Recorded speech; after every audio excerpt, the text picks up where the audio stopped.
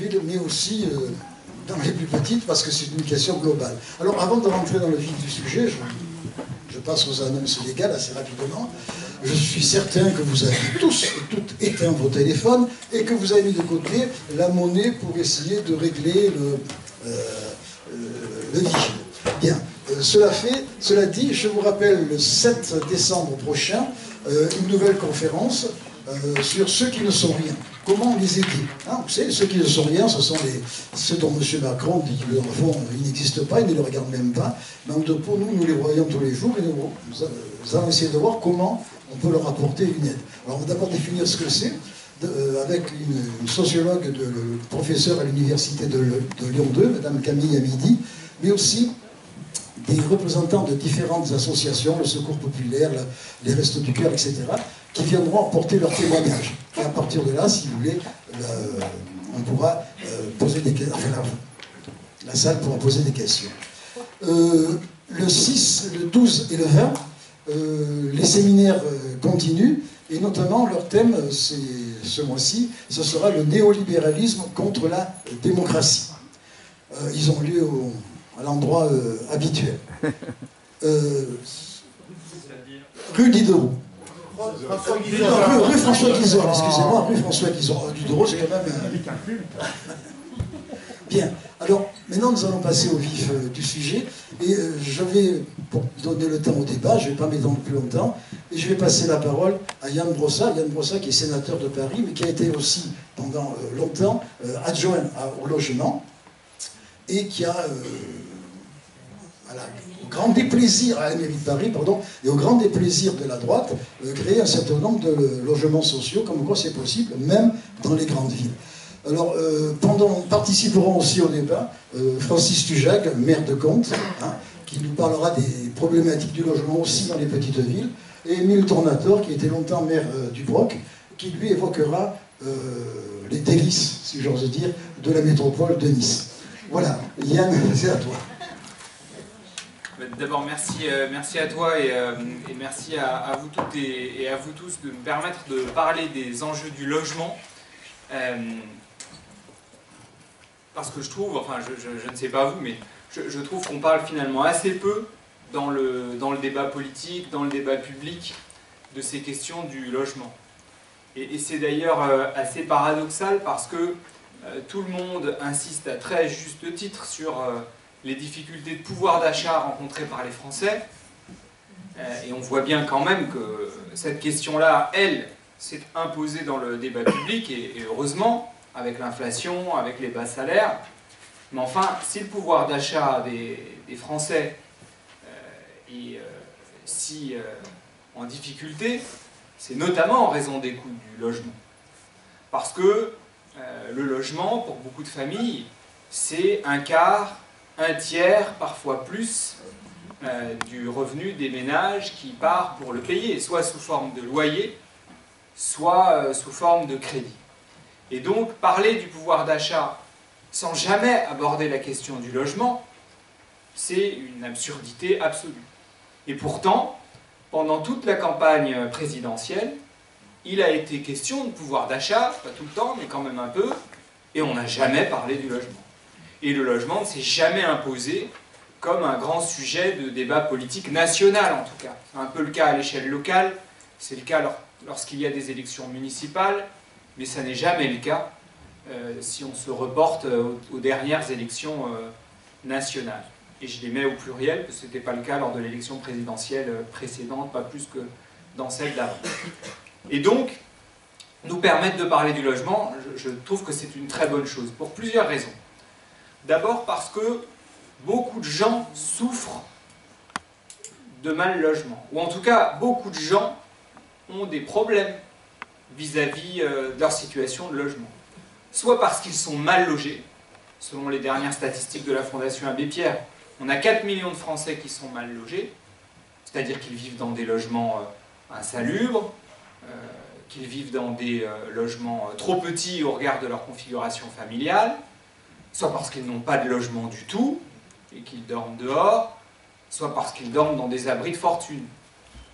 Mais là, on parle de 4 millions de personnes. Mais en réalité, le nombre de gens qui souffrent de logements trop chers. Ça ferait beaucoup plus de monde. Et en réalité, si on additionnait tous les gens qui, d'une manière ou d'une autre, ont une difficulté avec le logement, on s'apercevrait que ça représente des proportions très très importantes de la population française. Donc première chose, les difficultés de logement, ça concerne beaucoup de monde. Premier élément. Deuxième élément, il y a plein de choses qui dépendent du logement. Et les difficultés de logement en engendrent beaucoup d'autres. Je pense à la santé, par exemple. Ça a été prouvé, de mauvaises conditions de logement, ça a des conséquences en termes de santé. L'exemple le plus caricatural, enfin le plus net en tout cas, c'est le saturnisme. Logement insalubre, le plomb, le saturnisme. Et on a beau dire qu'on a progressé en matière de lutte contre l'insalubrité, l'actualité nous rappelle qu'on a des problèmes d'insalubrité qui persistent. Je pense au drame de la rue d'Aubagne à Marseille. Mais ça existe dans beaucoup d'autres communes. Je parlais de la santé, mais on pourrait aussi parler de la réussite scolaire. Un gamin, une gamine, ne réussit pas de la même manière selon les conditions de logement de sa famille. Qui peut penser qu'un enfant va réussir sa scolarité quand il n'a pas de chambre pour faire ses devoirs, quand il vit à l'hôtel par exemple, et que il fait ses devoirs sur un coin de table alors que ses frères et sœurs jouent en même temps dans la même pièce. Enfin, donc on voit que le mal logement, il a des conséquences en cascade dans plein de domaines. Et que des conditions de logement dépendent plein d'autres questions. D'où l'intérêt de traiter cette question du logement et d'en faire un grand sujet politique. Si je peux me permettre une remarque strictement politique, le moins qu'on puisse dire, c'est que le gouvernement, en tout cas Emmanuel Macron depuis 2017, n'a pas du tout pris au sérieux cette question du logement. Pas du tout.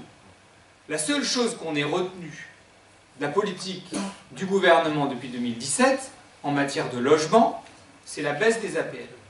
C'est la seule chose sur laquelle ils ont été identifiés. Baisse des APL, vous vous souvenez, de 5 € dont ils nous ont dit qu'ils la regrettaient, mais sur laquelle ils ne sont pas revenus. Baisse des APL au pluriel d'ailleurs, parce qu'il y en a eu toute une série, on y reviendra peut-être. Mais de vraie politique du logement, il n'y en a pas eu.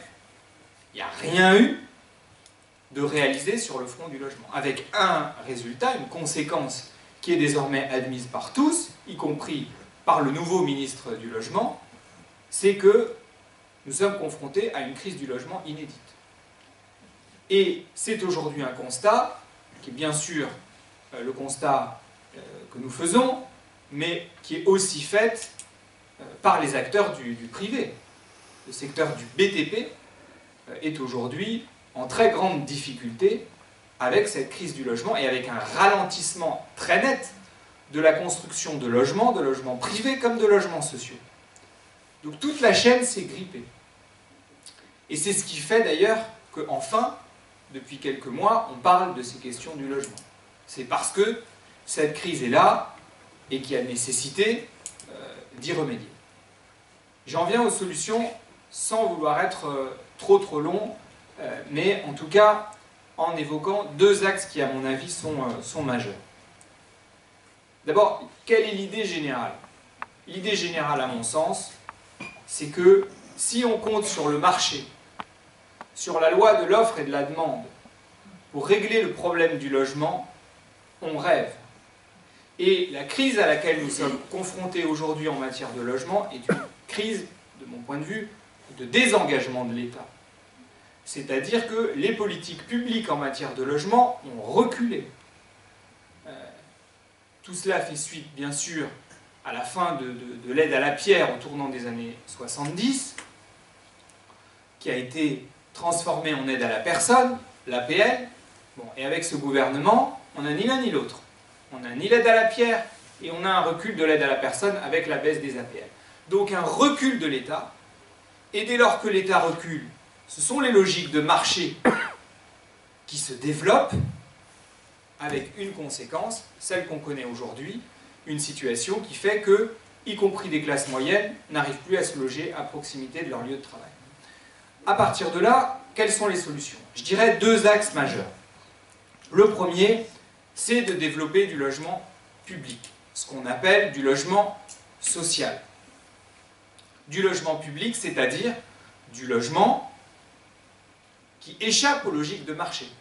C'est le principe même du logement public, du logement social tel qu'il a été conçu, c'est un loyer qui est administré et qui n'est donc pas lié au prix de marché. Il est déconnecté du prix de marché. Il n'est pas pris dans les logiques du marché. Il est dérobé d'une certaine manière aux logiques du marché. C'est donc le logement public qu'on appelle plus communément le logement social. Moi, je n'aime pas beaucoup l'expression logement social parce que je trouve qu'elle finit par être un peu stigmatisante. Quand on parle de logement social, beaucoup de gens comprennent que le logement social, c'est le logement des cas sociaux, avec évidemment une connotation très négative. Or, le logement social, tel qu'il a été conçu en France, et je pense que c'est sa grande force, notamment quand je nous compare à d'autres pays européens, c'est que c'est un logement social qui a été conçu comme généraliste. Qu'est-ce que ça veut dire généraliste? Ça ne veut pas dire qu'il s'adresse à tout le monde. Ce serait excessif de le dire comme ça. Celui qui a une villa et qui paye l'impôt sur la fortune immobilière n'a pas vocation à avoir un logement social. Mais il a été conçu comme s'adressant à de larges couches de la société. Vous connaissez ce chiffre, plus de 70% de la population française, au vu de ses revenus, aurait droit à un logement social. Ça veut dire qu'elle en a un.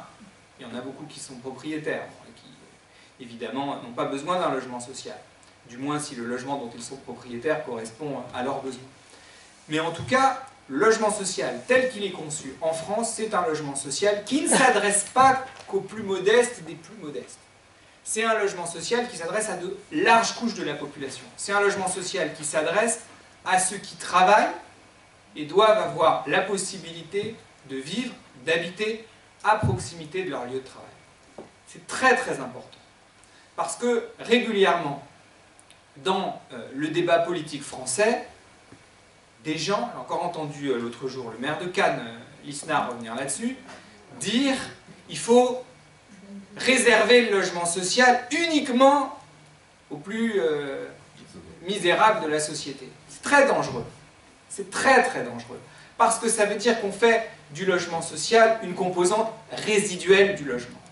Et c'est ce qui se fait dans tous les pays du Sud notamment, où on a 2, 3, 4% de logements sociaux.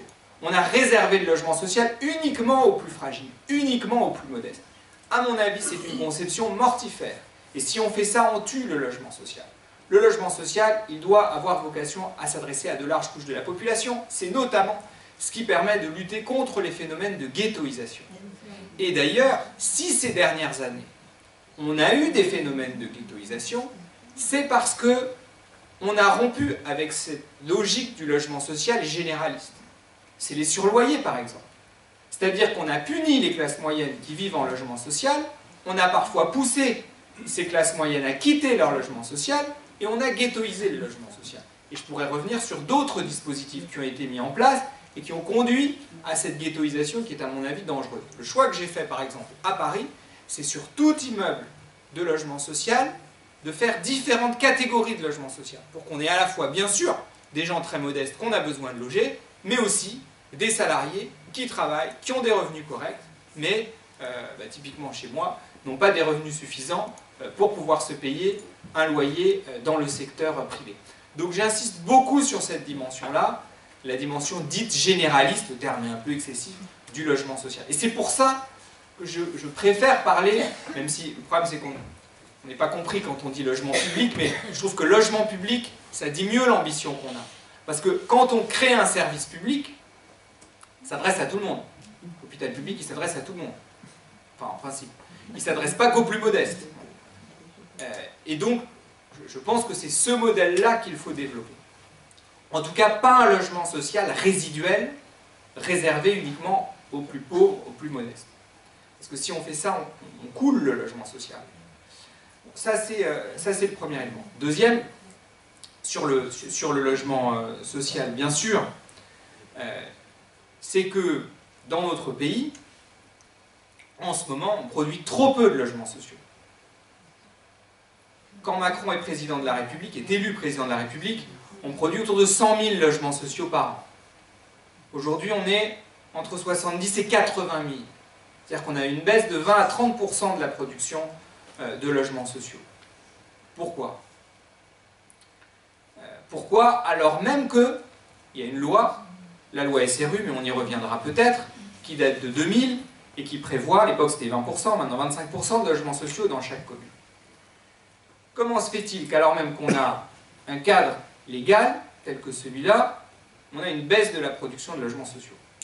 D'abord, le gouvernement, à l'époque, quand Macron est président de la République, il fait un diagnostic. Il dit, les bailleurs sociaux sont pleins aux as, donc on va pouvoir se servir dans la caisse des bailleurs sociaux. C'est la ponction, ils ont appelé ça la RLS à l'époque, ponction dans la caisse des bailleurs sociaux. Ils disaient les bailleurs sociaux sont riches. Maintenant ils disent la même chose des communes. L'autre jour, on était au Sénat et le ministre des Comptes publics nous expliquait que les communes avaient des finances qui étaient absolument mirifiques, que donc elles n'avaient plus besoin d'être soutenues. Ils ont tenu exactement le même raisonnement sur les bailleurs sociaux en 2017. Donc ils ont pris dans la caisse des bailleurs sociaux. Quand vous prenez dans la caisse des bailleurs sociaux, ça a deux conséquences. Ils construisent moins, ils rénovent moins. Ils construisent moins alors qu'on n'a jamais eu autant de besoins en matière de logement social. Ils rénovent moins alors qu'on a plus que jamais besoin de rénover nos logements sociaux, notamment d'une rénovation énergétique, au moment où le pouvoir d'achat des familles, a fortiori des familles qui vivent en logement social, est plombé par le niveau des prix de l'énergie. Contresens total. Or c'est ça qu'on paye aujourd'hui. C'est ça que nous sommes en train de payer en ce moment. C'est le choix de ponctionner des milliards d'euros dans la caisse des bailleurs sociaux. On a besoin de faire tout le contraire. On a besoin, de mon point de vue, vis-à-vis des maires, évidemment il y a des maires qui ne veulent pas par principe faire du logement social. Ça existe, notamment ici. Mais vous avez aussi des maires qui voudraient faire du logement social. Sauf que quand vous faites du logement social, notamment du logement social familial, derrière vous avez besoin d'équipements publics. Donc vous avez besoin d'une aide aux maires bâtisseurs, beaucoup plus puissante qu'aujourd'hui. Dans une période où les collectivités locales, contrairement à ce que raconte le gouvernement matin, midi et soir, notamment les communes, sont en grande difficulté. Depuis 10 ans, la DGF, la dotation de l'État aux communes, a diminué de 15 milliards d'euros. Donc vous avez beaucoup de communes qui sont à l'os. Et un maire, quand il construit du logement social, il se demande comment il va construire sa crèche derrière, et l'école, etc. Donc, besoin d'une aide aux maires qui veulent faire du logement social et qui aujourd'hui ne sont pas en capacité de le faire. Et puis stopper toutes les ponctions sur les bailleurs sociaux qui aujourd'hui les fragilisent. Donc le premier élément, le premier pilier à mon sens, pour remédier à la crise du logement, c'est la relance du logement social. Les chiffres qui circulent aujourd'hui, c'est qu'on aurait besoin de 200 000 logements sociaux par an à l'échelle du pays pour y remédier, c'est-à-dire 3 fois plus que ce qui se fait aujourd'hui. Ça, c'est la première chose. Donc ça, c'est du logement qui échappe aux logiques de marché. C'est pour moi le premier pilier d'une politique du logement. Le deuxième pilier, c'est comment on intervient sur les logiques de marché. Quels sont les outils de régulation qu'on met en place sur le secteur privé? Pourquoi c'est nécessaire? D'abord parce que le logement social à lui seul ne suffira pas.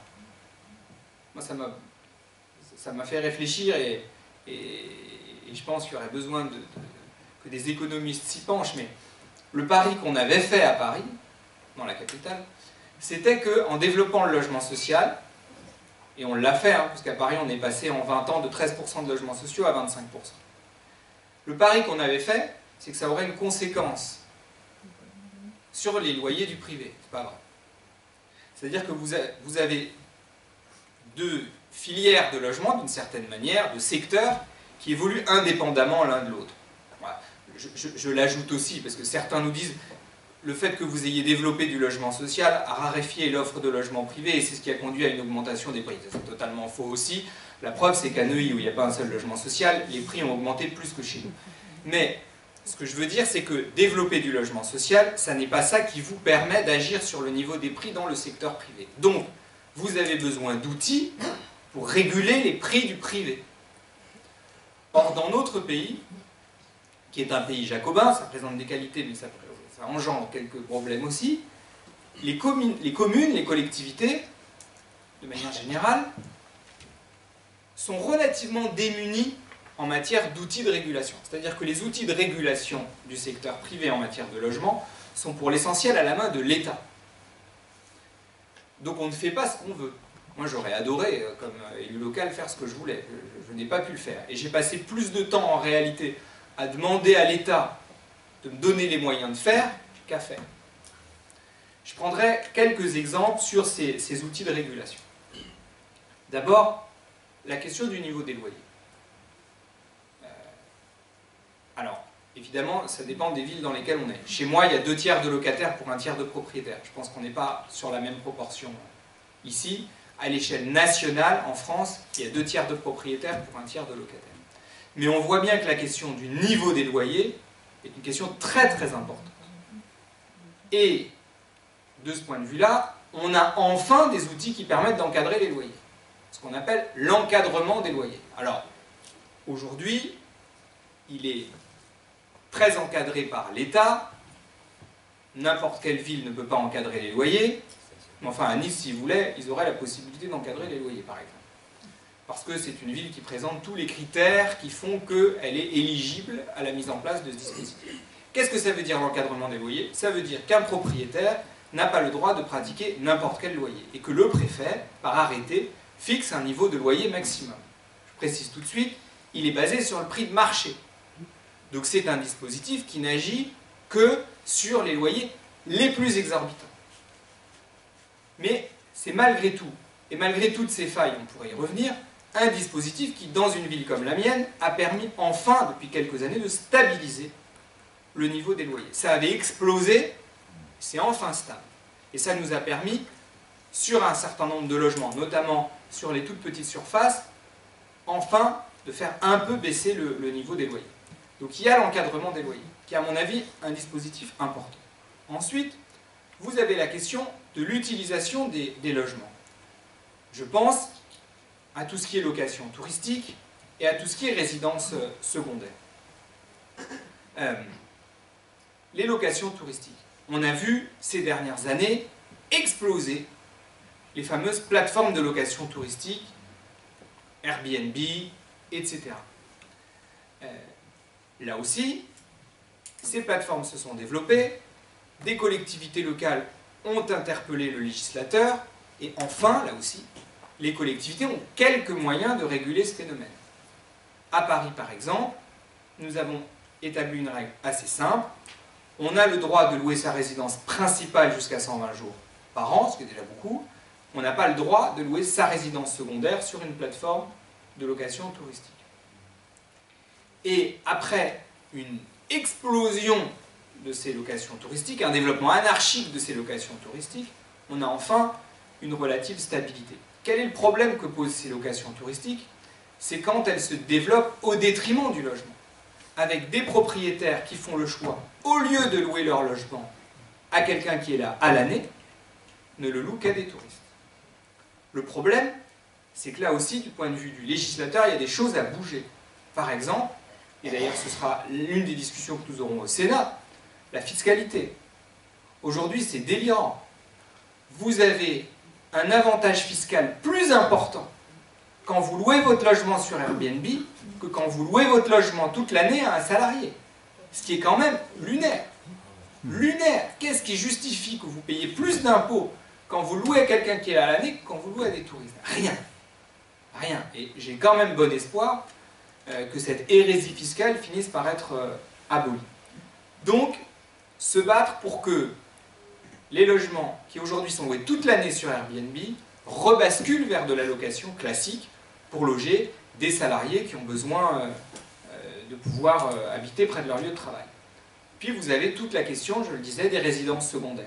Là aussi, on s'est battu pour avoir une fiscalité qui désincite les propriétaires à se mettre en résidence secondaire. Enfin, en tout cas, faire en sorte qu'il y ait une fiscalité plus légère quand on est en résidence principale que quand on est en résidence secondaire. Parce qu'on voit bien, moi je le vois bien dans une ville comme la mienne, où les résidences secondaires se développent à vitesse grand V, qu'on finit par avoir des quartiers dans lesquels on n'a plus que des résidences secondaires.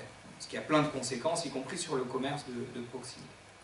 Puis dernier élément sur la régulation des prix, je ne voudrais pas être plus long, mes camarades vont parler, et puis il faudra qu'on ait quand même un échange. Vous savez, la question de l'accession à la propriété. Je voudrais insister sur... comment dire, l'accession à la propriété est une aspiration qui existe chez les Français.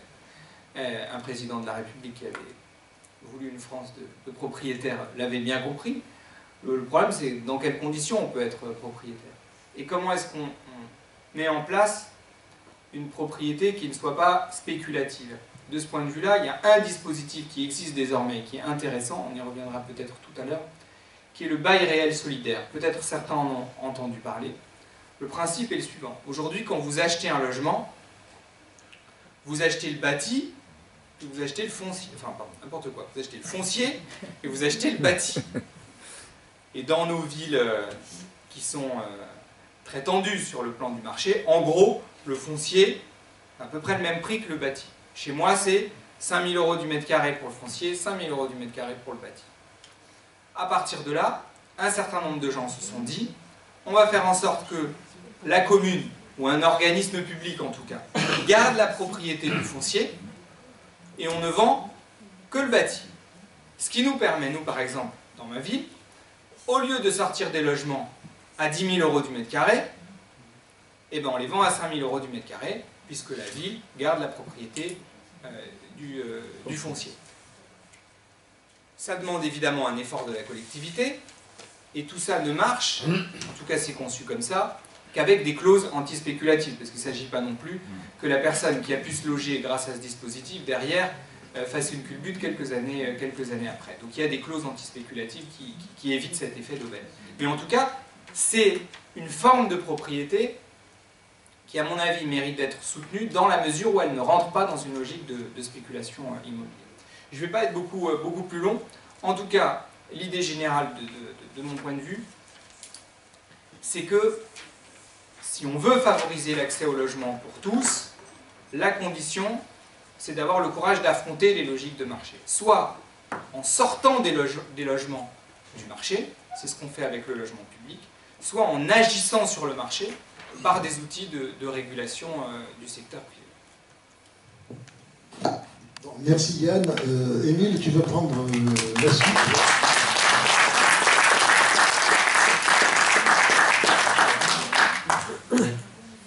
Merci. Yann a déjà dit beaucoup de choses sur les questions de logement. J'essaierai de parler plus spécifiquement de ce qui se passe autour de chez nous. Jusqu'à maintenant, Yann l'a rappelé, l'État, enfin le gouvernement, intervenait sur la question des logements. Il a maintenant laissé la main au local, avec ce que ça peut représenter comme responsabilité, tant au niveau des communes, qui aujourd'hui l'ont abandonné, parce que les communes aujourd'hui sont toutes en communauté, soit d'agglomération, soit en métropole, et c'est donc maintenant les métropoles ou les communautés d'agglomération, pour ce qui est du département, il y en a la CASA, la CAP, G et Menton, qui s'occupent du logement social, parce que c'est à eux que l'État a donné la main sur ce sujet. Alors, c'est très grave, parce que le logement social, c'est une question, le logement en général d'ailleurs, c'est une question de proximité. C'est ceux qui sont le plus près de ceux qui ont un besoin, où le besoin est exprimé, qui devraient normalement être en responsabilité pour répondre à ce besoin. Bref, ça c'est déjà un élément très important. Deuxièmement, peut-être, je ne sais pas si tu l'as rappelé, je ne l'ai pas noté dans ce que tu as dit, mais jusque-là, les élus locaux avaient une possibilité pour pouvoir travailler sur la question de l'aménagement des logements, c'était les taxes foncières, la taxe d'habitation, foncier, taxe d'habitation. Aujourd'hui, on leur a enlevé la main sur ces questions qui sont leur possibilité d'avoir des rentrées financières pour pouvoir créer du logement. Donc si vous regardez, hein, déjà, 2 points. On enlève l'autorité, la compétence. Deuxièmement, on enlève la capacité financière à agir. Ça, c'est ce qui se passe directement pour le conflit. Bien, dans ce contexte, tu l'as rappelé, la loi SRU était une loi importante et intéressante, et on sait par qui elle a été mise en place. Pour la plupart des communes de notre département, c'est-à-dire les communes qui ont plus de 5000 habitants et qui sont contraintes à la création de logements sociaux, pratiquement elles sont toutes carencées. Sauf Valbonne et la Roche, Saint-André-la-Roche. Sinon, toutes les autres communes sont carencées. C'est carencé, ça veut dire qu'ils n'ont pas leur quota de 25% d'aménagement de logements sociaux. Alors, comment on fait? Eh bien là, il y a une commission avec le préfet et on s'arrange. Ben moi, je me fixe des objectifs pour y arriver, et auquel cas on sort de la carence, soit on reste dans la situation de carence. Et ça, c'est visé, normalement, avec régularité, par une commission départementale de l'habitat, qui la dernière fois qu'elle s'est réunie, c'était en 2021. Et encore, elle devait se réunir avant, elle ne s'est pas réunie, parce qu'il y a eu le Covid, et depuis, elle ne s'est plus réunie. Elle a fixé des objectifs. Elle a fixé des objectifs qui sont à la fois des objectifs financiers et des objectifs de construction. Pratiquement, les objectifs qui sont fixés aux métropoles ou aux communautés d'agglo, lors de leur plan local de l'habitat obligatoire, après un comité départemental de l'habitat, les collectivités en compétence doivent avoir un plan local de l'habitat. Dans les plans locaux de l'habitat, il n'y en a pas une qui pense produire plus de la moitié de ce à quoi la commission départementale de l'habitat a contraint les collectivités. Ça, c'est le premier aspect. Le deuxième aspect, tu l'as soulevé, il est financier.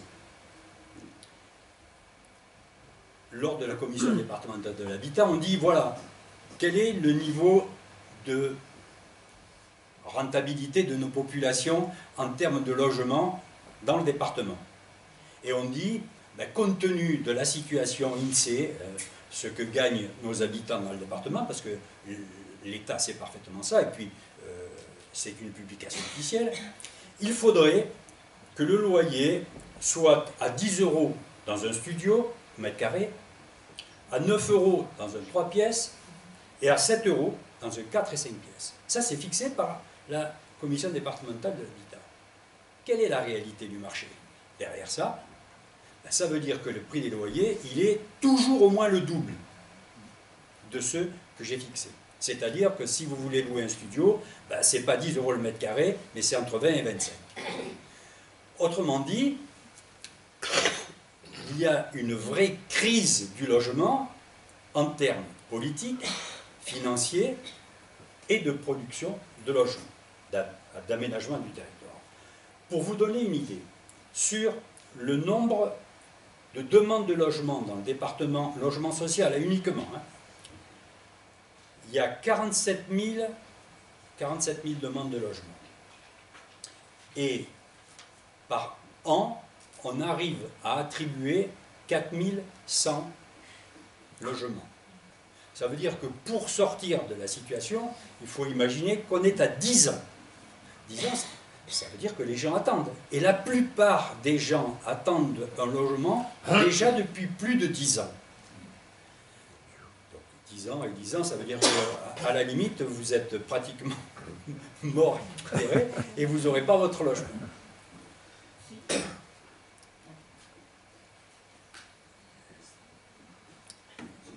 Autre problème très très grave pour ce qui est de notre département et de la métropole Nice-Côte d'Azur aussi.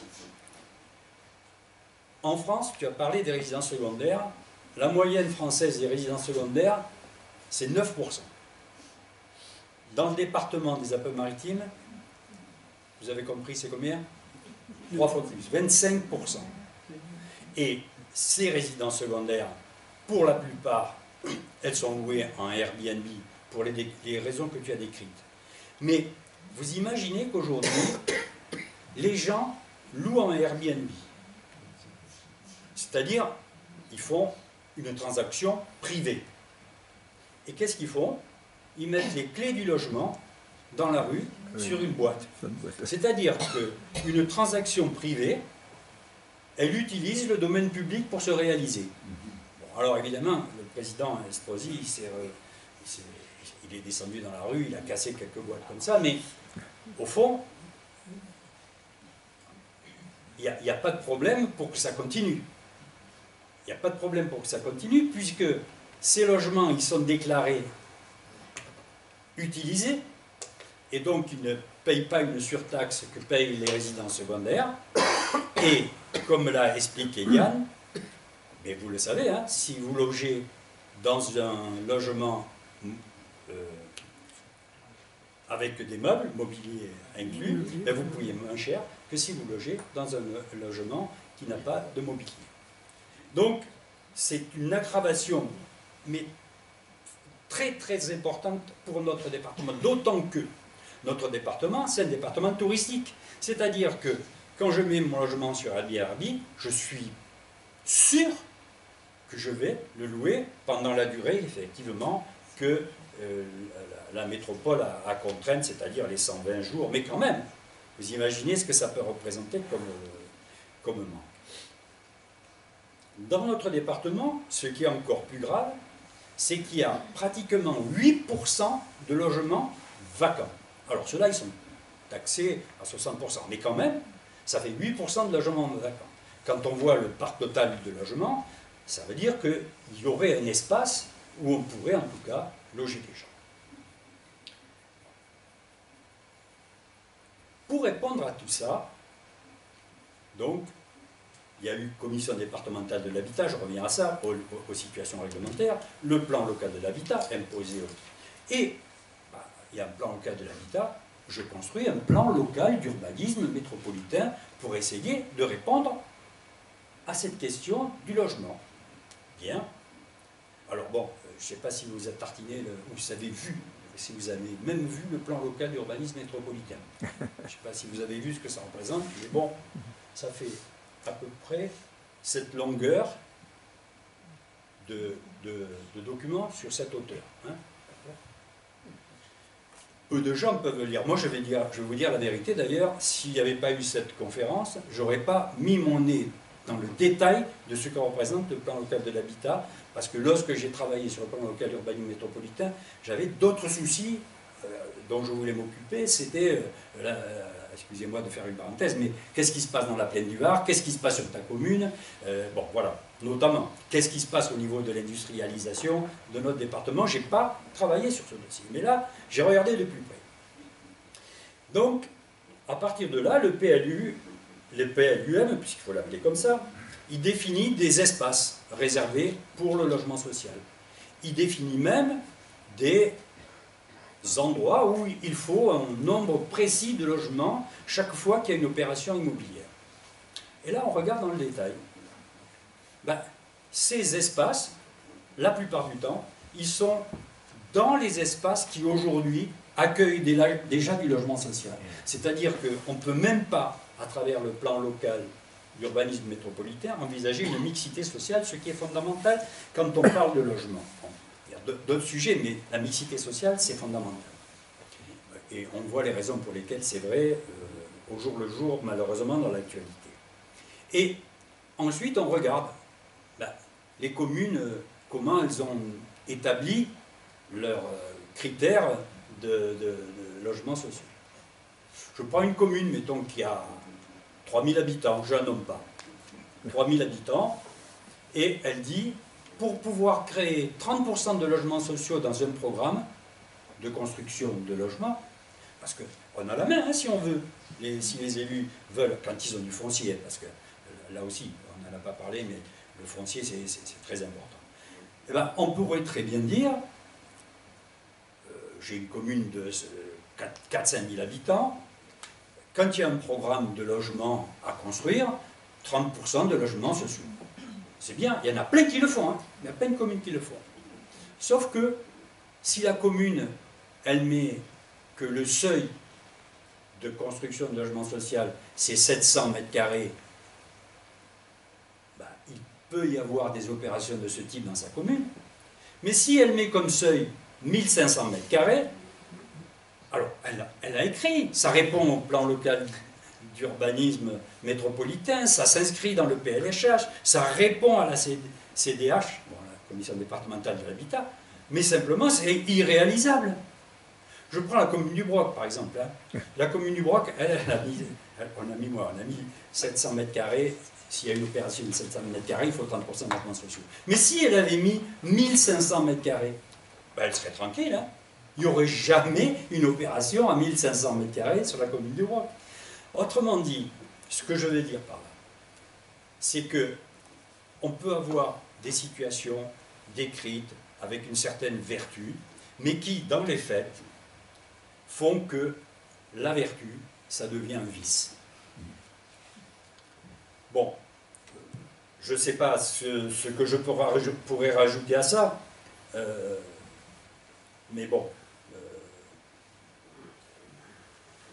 Si ensuite, la question, voilà, c'est ça que je voulais rajouter. La question qui était posée pour ce soir, c'est se loger en ville. Ben, si on regarde en dehors de la question du logement lui-même, dans la métropole Nice-Côte d'Azur, on peut se loger en ville. Hein. On a la mobilité, il y a le tram, qui devrait être gratuit, hein, parce que, enfin, au moins le week-end, puisque ça se pratique dans d'autres communes. On a des écoles, on a des lycées, on a l'université, on a des hôpitaux, pratiquement, on a des théâtres, on a l'opéra. C'est-à-dire que les conditions de ce... On avait un théâtre, oui, c'est un lapsus, excusez-moi. Mais on a les conditions de se loger en ville. Sauf que la principale des conditions qu'on n'a pas, c'est le logement. Merci Émile.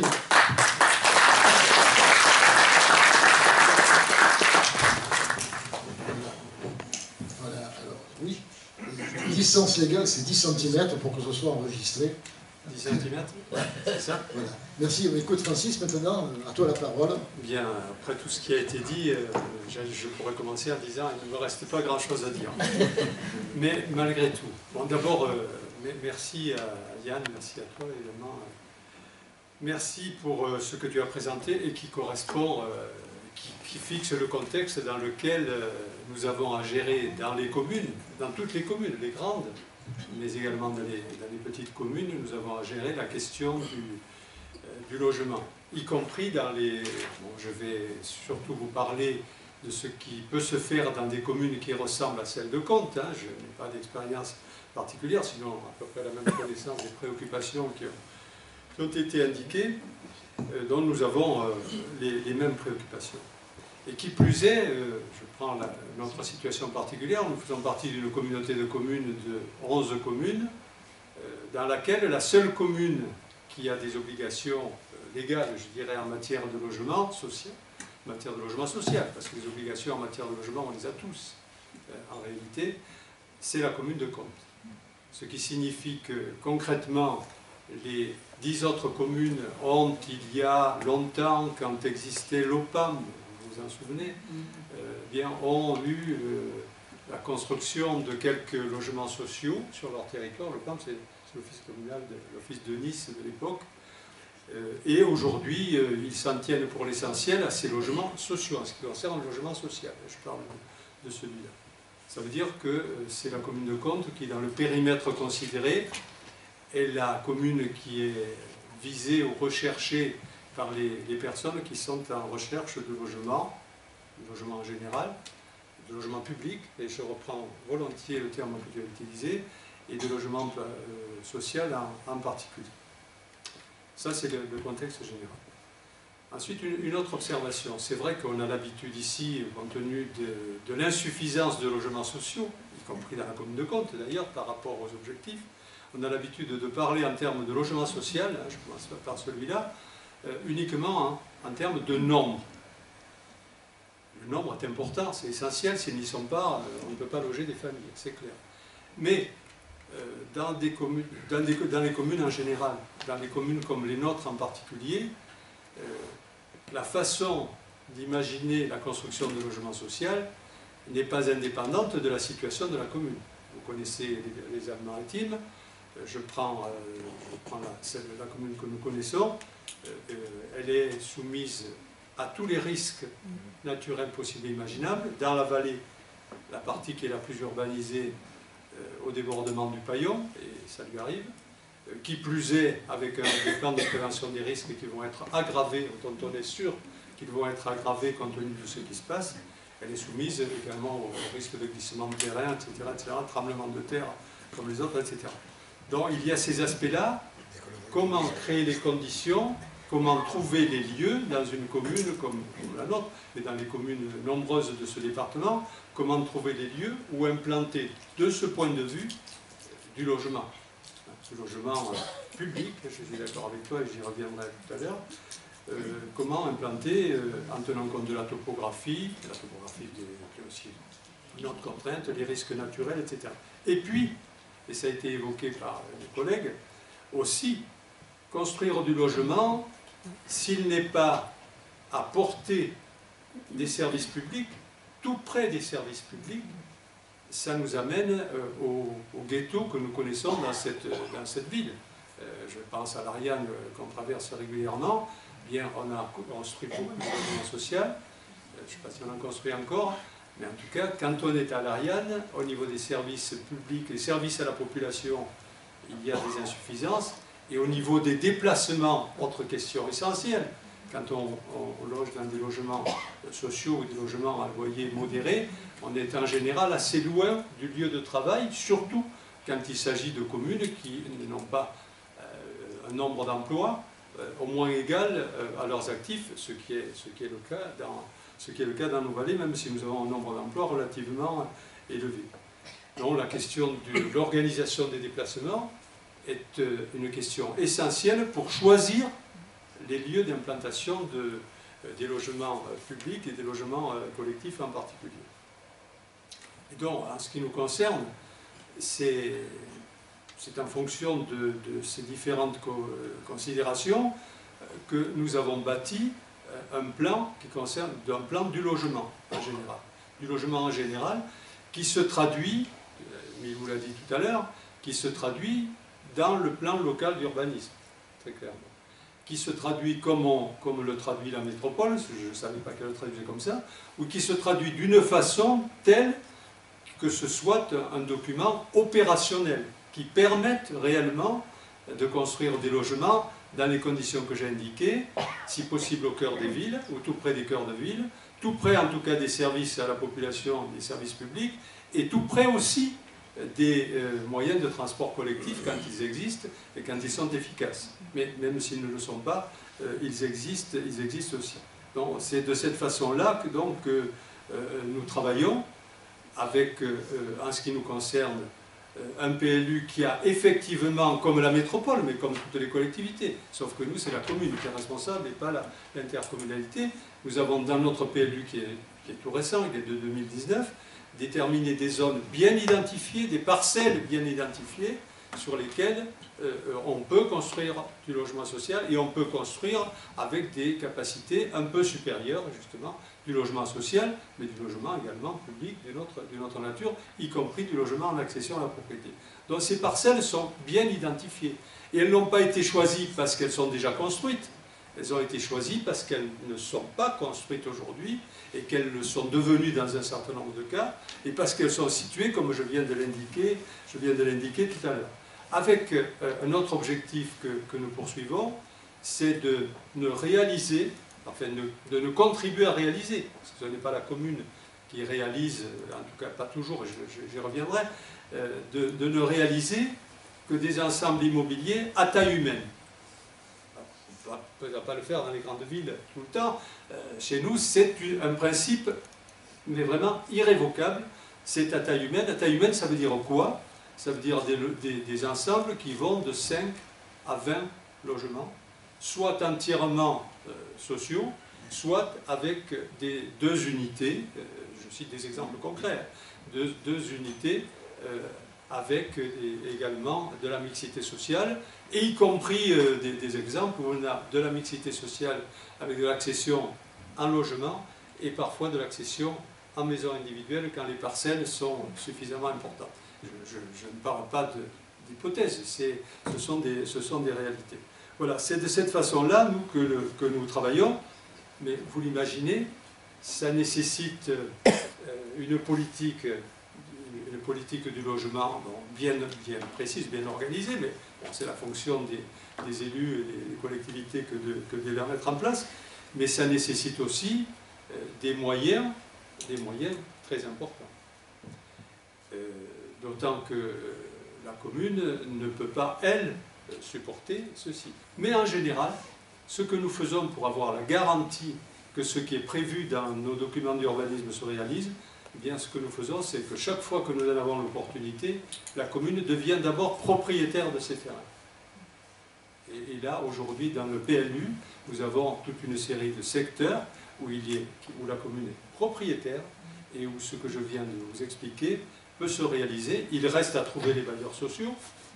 Et il reste, parce que quand on fait les choix que je viens de vous indiquer, c'est-à-dire d'unités à taille humaine, de petites unités, eh bien, il reste aussi à trouver les moyens d'accompagner les bailleurs publics, y compris sur le plan financier, faute de quoi ils ne viennent même pas, ils ne peuvent même pas, pour les raisons que tu as indiquées, parce que leurs moyens sont en diminution très importante.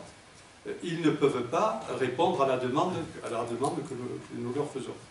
Et pour participer à ces financements, eh bien, si vous voulez, nous, ce que nous faisons, c'est que les pénalités de la loi SRU, que nous impose la loi SRU, ne sont jamais payées à l'État.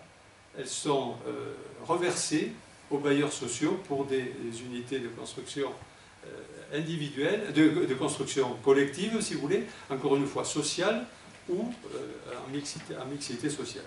Alors, c'est une façon de faire que nous pouvons mettre en œuvre à l'échelle de la commune. Je ne vous cache pas qu'il y a 30 ans, compte tenu de la situation de la commune, on n'aurait pas pu le faire, mais aujourd'hui, on peut le faire. Et on peut le faire n'importe où. On peut le faire n'importe où. Ceux qui payent des pénalités, alors il y a ceux qui n'en payent pas. J'ai lu que Nice, qui devait je ne sais pas combien de millions d'euros, avait été exempté par le préfet de paiement de ces pénalités. On s'arrange. Bon, c'est assez extraordinaire. Voilà, moi je ne vais pas être beaucoup plus long que ça. Donc c'est une présentation d'une intervention pratique.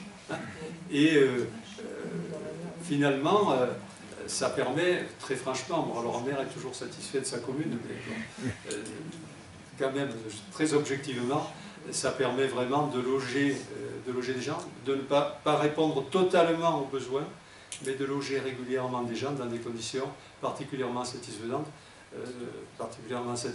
et à des loyers, parce qu'il y a eu la participation de la commune, au financement y compris de la construction, à des loyers qui restent au plus bas. Voilà. Donc on peut aussi mener une politique du logement dans une commune moyenne, petite même, 7600 habitants, ce n'est pas une grande commune. On peut aussi le faire, mais tout ce que tu as dit, Yann, que tu as développé, c'est quand même la réalité. Et les bailleurs sociaux aujourd'hui sont en grande difficulté. Et la baisse des APL, c'est aussi quelque chose de catastrophique pour les locataires. La situation générale, c'est celle-là. Moi, je vous ai présenté ce que nous arrivons à faire, mais il faut beaucoup d'efforts pour y arriver, très franchement, et c'est de plus en plus difficile.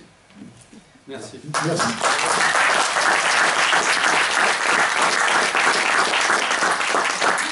Merci Francis. Écoute Yann, si tu veux dire 2 mots avant qu'on puisse passer au débat. Bon, ben écoutez, voilà, toujours il faut son temps de parole. Voilà, alors... il y a Julien, après il y a David et... Bonjour à tout le monde. Moi celui-là comme ça. Ouais. Merci pour les trois interventions. Merci Yann pour ta présence. C'est important pour nous. La question du logement dans le département, c'est une question qui est très importante, qui est centrale même. Donc tu viens dans une terre très progressiste, celle de Ciotti, Estrosi, Disnard, tu les connais, donc voilà. Donc tu as parlé du logement en général, et c'est très important de le faire, pas rester focalisé sur le logement social parce que c'est caricatural. Néanmoins, on a un département avec environ 11% de logements sociaux. C'est très insuffisant. Et les grands pontes de notre département, ils se vantent justement de ne pas vouloir faire du logement social, parce que pour eux, ça serait dégrader la vie de leur collectivité. Hein, et ça serait insupportable pour certains d'entre eux. Donc ils préfèrent payer de grosses amendes, mais ça tout le monde est au courant, vous l'avez déjà dit. Ouais, et d'ailleurs, là, carrément, le plus grand, hein, le seigneur féodal, s'en exonère facilement, avec le coup de main de l'État. Sur la question des résidences secondaires, là c'est pareil, hein. C'est vrai, tu l'as dit, plus d'un quart des logements dans notre département, c'est des résidences secondaires. Et ça, ouais, hein, c'est facile pour le Airbnb, c'est facile aussi pour créer une saturation, puisque au final, c'est toute une partie d'un parc du logement. Pourquoi? C'est une question qu'il faut poser? Non, non, pas forcément. D'accord, alors ok. Donc, je finis et je poserai la dernière question. Donc, sur les logements vacants, bon, il y a 9%, tu l'as dit, ça crée une saturation, mais ça ouvre aussi un marché important pour les marchands de sommeil. Après, tu as dit qu'il y avait une perte d'autonomie sur la question de l'ATH, voilà. Mais il y a des collectivités qui construisent en pagaille, n'importe comment, sans penser à l'aménagement du territoire, mais ils pensent à la taxe d'aménagement avec des taux très élevés. Oui, mais c'est pas la même. C'est un tir à un coup, deux coups, mais ils prennent beaucoup d'argent.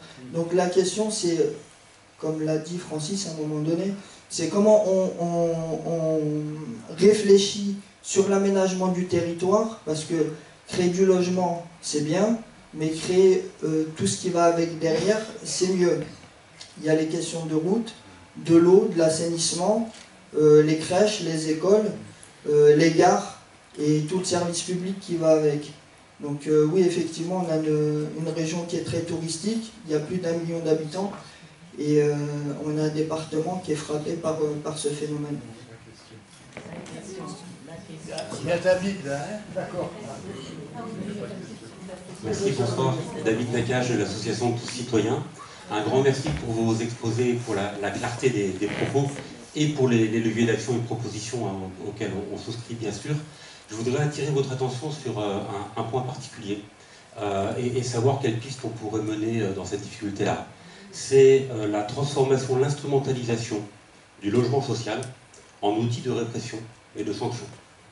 On a eu au niveau national des propos contre les familles des émeutiers cet été suite au décès du jeune Naël, comme quoi il faudrait favoriser l'expulsion de l'ensemble des familles dont un des jeunes a participé aux émeutes. Et quand Gérald Darmanin a présenté une partie de ce projet-là, il a pris Nice en exemple, parce que c'est la métropole de Nice, c'est le principal bailleur à Nice, c'est Côte d'Azur Habitat, qui a instauré ça pour la première fois, sous cette forme-là. Côte d'Azur Habitat passe une convention avec le préfet et le procureur de la République, qui fait que dès qu'une personne est poursuivie ou condamnée pénalement, quel que soit l'objet de la condamnation, que ce soit lié au logement lui-même, dégradation ou pas du tout, le bailleur social est informé par un croisement de fichiers et peut engager une procédure d'expulsion contre l'ensemble de la famille, l'ensemble des habitants du logement dont une des personnes a été poursuivie ou condamnée pénalement. Donc, il y a une condamnation pénale, un jeune fait un délit, il tombe dans la drogue, il est condamné, le juge le sanctionne, mais le bailleur rajoute une seconde sanction, une double peine sociale, qui est l'expulsion. Et derrière ça, la sanction, elle est collective, parce qu'il expulse l'ensemble de la famille, y compris des enfants qui peuvent se retrouver à la rue, parce qu'un grand frère est tombé dans la délinquance. Et l'adjoint au maire de Nice, Anthony Boré, quand il a présenté ça, quand il a fait voter, il a dit « pas de logement pour les ennemis de la République ». Et il prône le logement social qu'on mérite. Donc dans aucun des critères d'attribution des logements sociaux, partout on parle du mérite, mais ils le disent, ils le vantent, ils le revendiquent sur les plateaux de télé, et ça se généralise. Donc quand dans le Val d'Oise, ils ont mis en place une convention similaire, ils sont venus à Nice, ils ont pris la convention niçoise, ils l'ont dupliquée là-bas. Et ça commence à faire école, et on en est à 4 à 5 bailleurs sociaux en France qui prennent l'exemple sur Nice pour faire voter des conventions, enfin établir des conventions similaires, ensuite un règlement intérieur qui permet d'expulser les personnes dont un des membres a été, les familles dont un des membres a été condamné. Donc contre cette double peine-là, et contre cette instrumentalisation du logement social, qui est le dernier filet de sécurité, avant la rue, le squat ou les marchands de sommeil, que faire parce que là, on est en train de transformer un outil social en outil répressif. Il y a une volonté punitive contre les émeutiers de cet été. Clairement, on veut les faire payer, on veut culpabiliser les familles qui n'arrivent pas à tenir leurs gosses. On a vu toutes les diatribes dans la presse par rapport à ça, et des élus. Et juridiquement, est-ce que, quand on aura des projets de loi au Sénat, à l'Assemblée, est-ce qu'il y a un moyen, à un moment donné, par des amendements ou autres, de proposer quelque chose contre cette instrumentalisation du logement social en outil de répression, en outil punitif? Merci.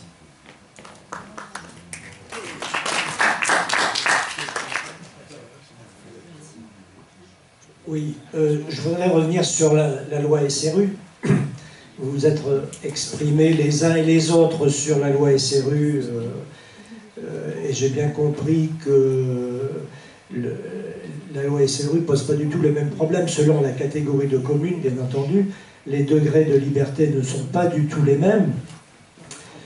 Et par contre, ce que je viens d'entendre aussi, qui me sidère, et je ne voudrais pas que l'on passe trop vite sur cette information, c'est que les pénalités financières que la ville de Nice s'est vue imposer ont été effacées par le préfet. Donc moi j'aimerais savoir quel est le cadre législatif et réglementaire par rapport à ça. Et est-ce que là, on n'est pas confronté à un abus de pouvoir du préfet? Est-ce que nous avons des moyens d'action par rapport à ça? C'est un scandale. C'est un scandale. Voilà ma question.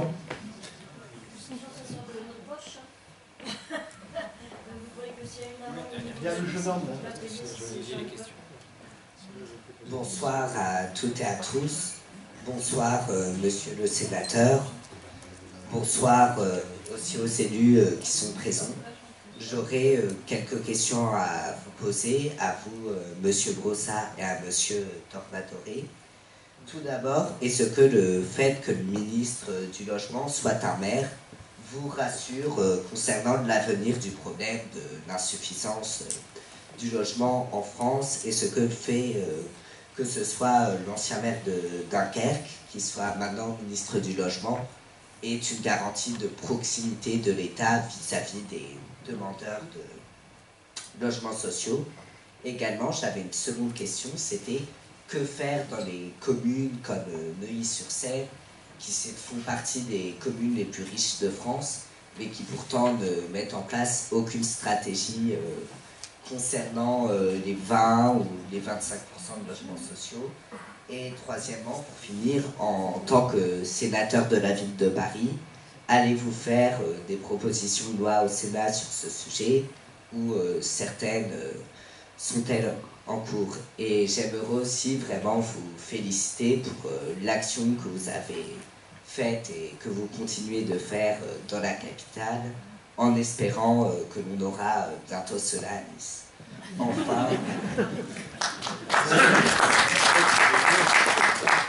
et enfin, j'avais juste une question à destination de monsieur Tornatore, qui a été ou est actuellement maire de Le Broc, qui est une commune de la métropole Nice-Côte d'Azur.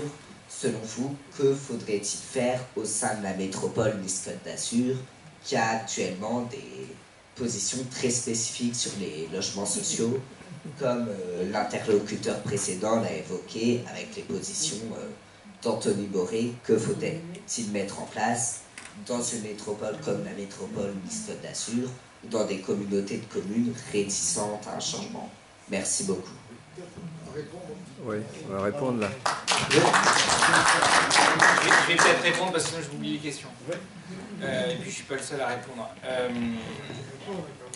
En fait, on voit bien que notamment depuis les émeutes, le discours qui est développé, mais qui n'est pas nouveau en réalité, un discours qui vise à dire que le problème c'est le logement social.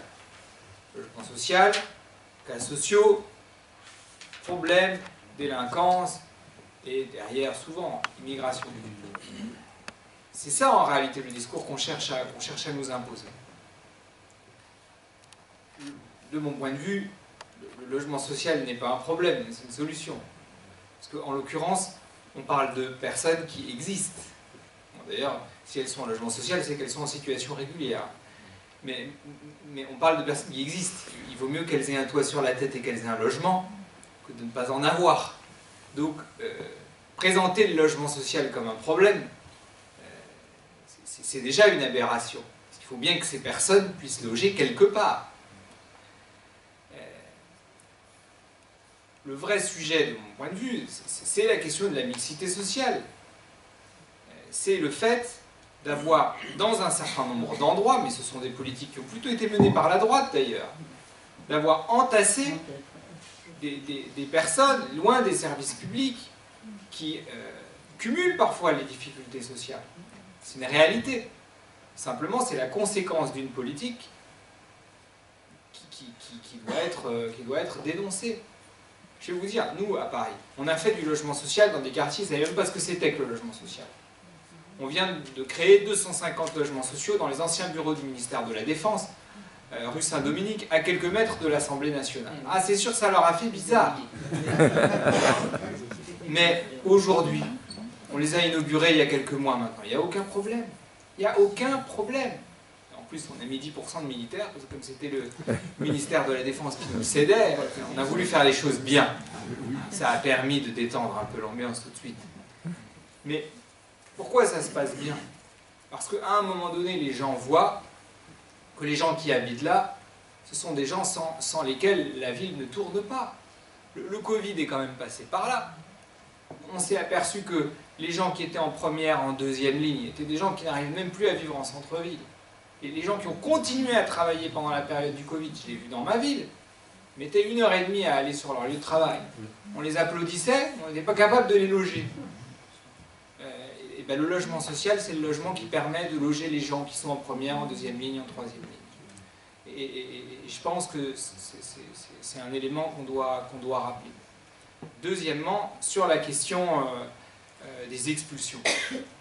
Je mets de côté le cas qui peut exister, mais qui est marginal, où on aurait toute une famille qui participerait au trafic. Bon, et là, on pourrait se poser la question. Enfin, c'est pas ça qui se passe. Ce qui se passe, c'est que vous avez des familles avec une personne qui trafique, puis à côté, vous pouvez avoir un frère, une sœur, qui, elle, fait ses études, travaille,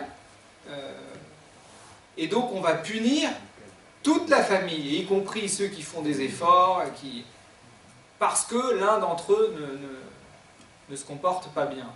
Donc c'est ce que tu disais, David, c'est la punition collective.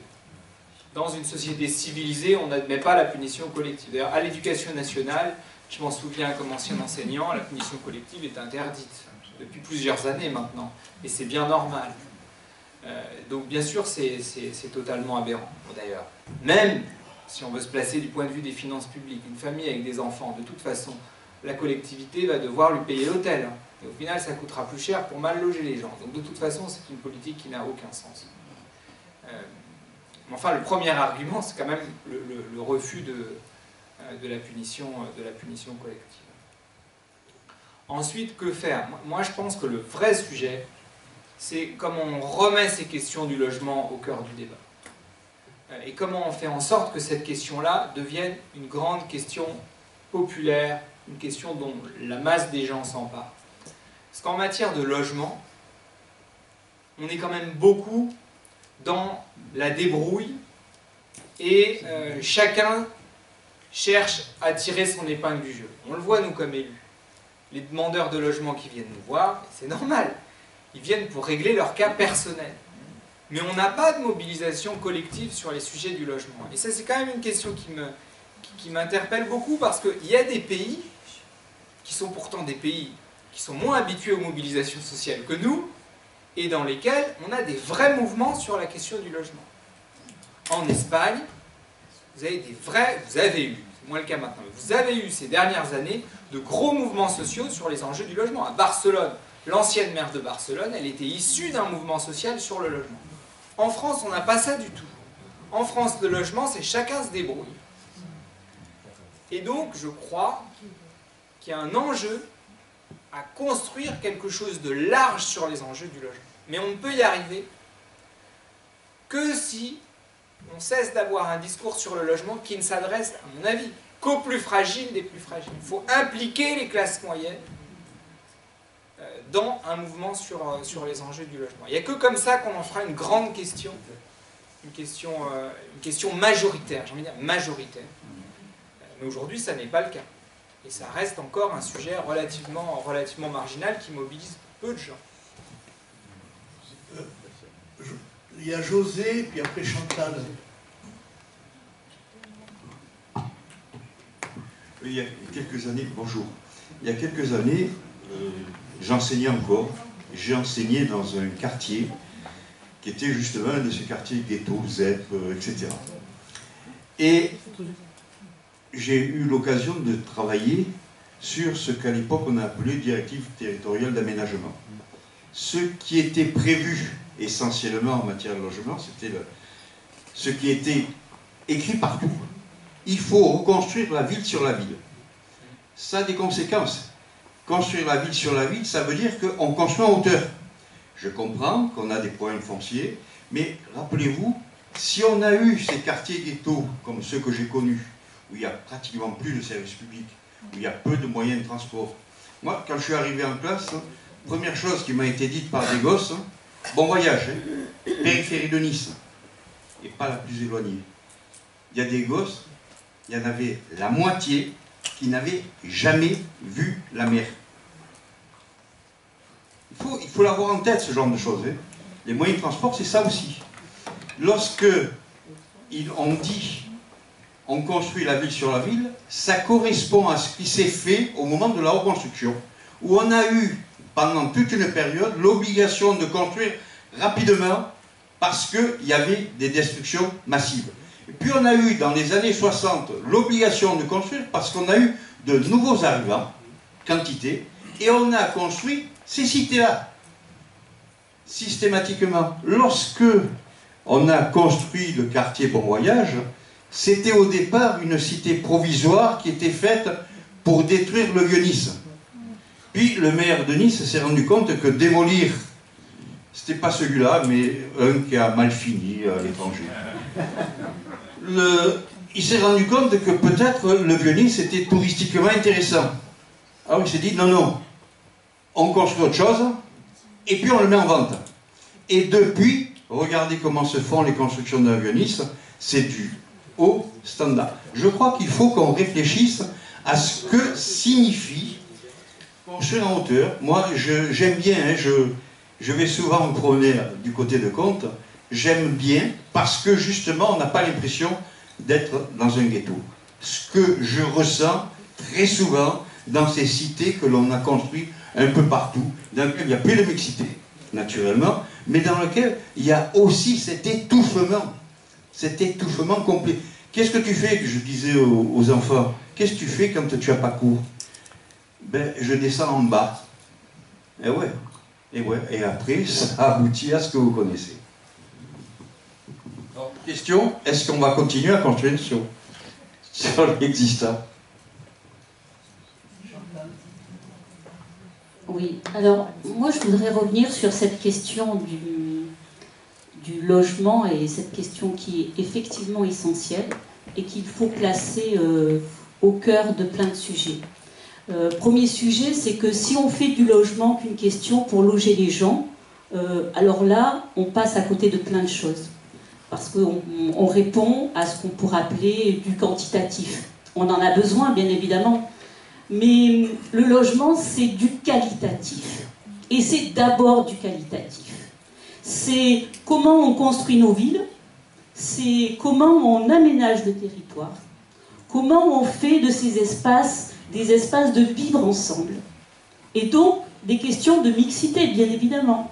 Mais si on ne met pas ça en premier, on fait du logement un produit financier. Et c'est ce qui se passe aujourd'hui.